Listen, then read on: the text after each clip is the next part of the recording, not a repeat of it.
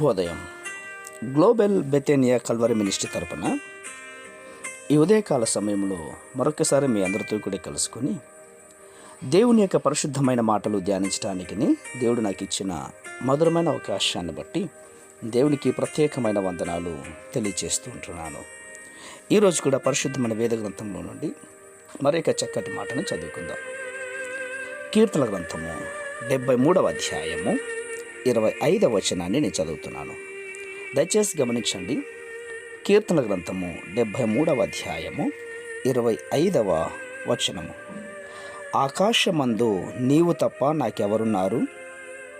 నీవు నా కొండుగా, లోకంలోనిది ఏది నాకు అక్కర్లేదు. దేవునికి స్తోత్రం కలుగునుగాక. చాలా అద్భుతమైనటువంటి మాట ప్రియులారా. ఈ లోకంలో మనం కావాలన్నటువంటి కోరుకున్న ఈ ధనధాన్యాలు, భోగభాగ్యాలు మనలను రక్షించలేవు. పైగా అవి మనలను నాశనం కూడా చేస్తాయి. దేవునిని కలిగి ఉంటే మనకు సమస్త సమృద్ధి కూడా చేకూరుతుందన్న విషయాన్ని మర్చిపోవద్దు. కాబట్టి మనం దేవుని పట్ల అపేక్ష కలిగి ఉండాలి, కానీ ధనం పట్ల కాదు. అందుకే అన్నాడు, బుద్ధి జ్ఞానములు సర్వసంపదలు ఆయన యందే గుప్తమై ఉన్నవి అని. కాబట్టి మనము దేవుని కలిగి ఉంటే సమస్తమును కలిగి ఉన్నట్లే అని మనం అర్థం చేసుకోవాలి. నా ప్రియమైన సహోదర సహోదరులారా, మన పరమ ప్రభు, మన రక్షకుడైన యేసుక్రీస్తు వారు ఈ లోకంలో ఆయన పరిచర్య చేసినప్పుడు ధనాపేక్ష ధ్యేయముగా కలిగినటువంటి వాడు. పరలోక రాజ్యంలో ప్రవేశించడానికి బహుస్పష్టంగా బోధించాడు. అందుకే యేసుక్రీస్తు వారు తన శిష్యులను చూసి, ధనవంతుడు పరలోక రాజ్యంలో ప్రవేశించుట దుర్లభమని, ధనవంతుడు పరలోక రాజ్యంలో ప్రవేశించుట కంటే సూది బెజంలో ఒంటె దూరుట సులభమని స్పష్టంగా మాట్లాడుతున్నాడు.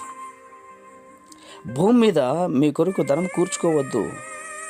ఇక్కడ చెమటయు తుప్పయు తినివేస్తాయి, దొంగలు కన్నం వేస్తారు. పరలోకమందు మీ కొరకు దమనమును సమకూర్చుకునండి.